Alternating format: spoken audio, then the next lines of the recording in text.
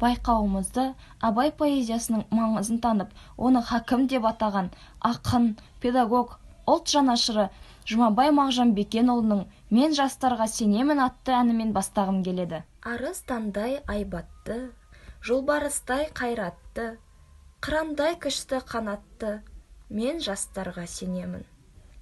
Көздерінде от ойнар, сөздерінде жалын бар, жаннан қымбат оларғар, мен жастарға сенемін.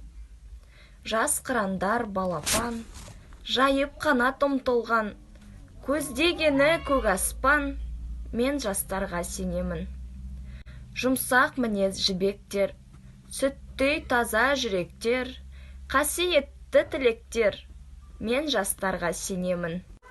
Тау суындай гүрілдер, айбынды алаш елімдер, алтын арқа жерімдер, мен жастарға сенемін.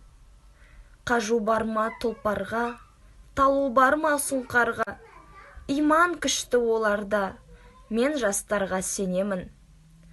Алаш айбынды ұраны, қасиетті құраны, алаштың олар құрбаны, мен жастарға сенемін.